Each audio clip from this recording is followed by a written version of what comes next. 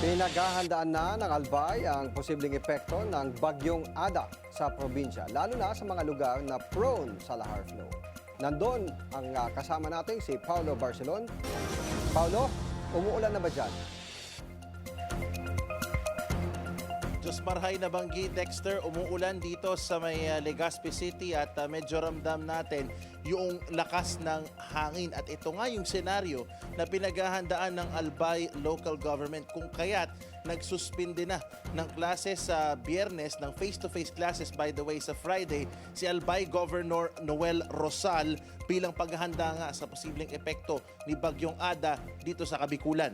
Ayon kay Rosal, pinaayos na ang mga emergency personnel, mga sasakyan, evacuation center at iba pang mga kakailanganin ng mga evacuee at posibleng tirhan ng mga residente, lalo na sa isang barangay sa bayan ng Guinobatan na prone sa lahar flows.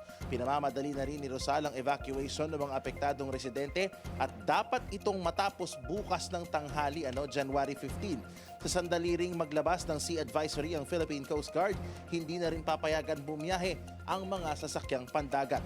Samantala, Dexter, isang babaeng bakwit naman ang nasawi sa Tabaco City habang nag-e-evacuate dahil sa pag-aalboroto ng Bulkang Mayon.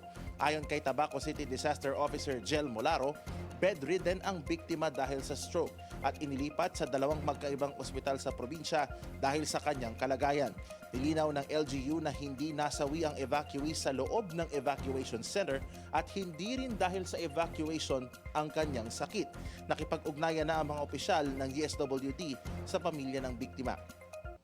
Samantala, Dexter, naglipa na nga sa social media ang mga AI-generated at AI-manipulated na imahe ng Bulkang Mayon. Ayon kay Albay Provincial Tourism Operations Officer Billy Balin, ligtas pa rin ang probinsya para sa mga turista sa kabila ng kasalukuyang alert level at hindi raw maganda ang naidulot ng pagkalat ng AI-generated images ng Mayon. Ani Balin, isinara na ang mga tourist spots sa loob ng danger zone bilang pag-iingat at may mga viewing points at tourist destinations, Dexter, na nasa labas ng 6-kilometer danger zone na pwedeng puntahan ng mga residente at turista dito sa Albay. Balik sa iyo, Dexter. Paulo, balikan ko lang yung sitwasyon ng mga evacuation center. Yung mga kinalalagyan ba ng mga evacuation centers ngayon ay hindi naman madaraanan yan sakaling magkaroon ng mga lahar flow?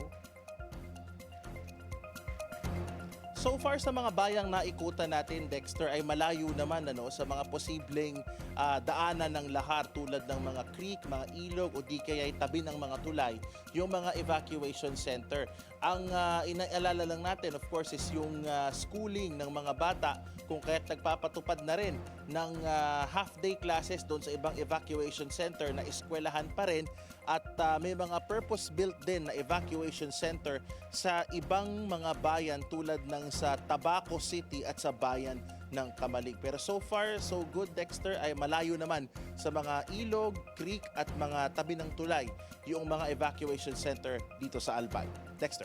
Maraming salamat at Diyos mabalos. Paulo Barcelon, nag-uulat ng live mula dyan sa Albay.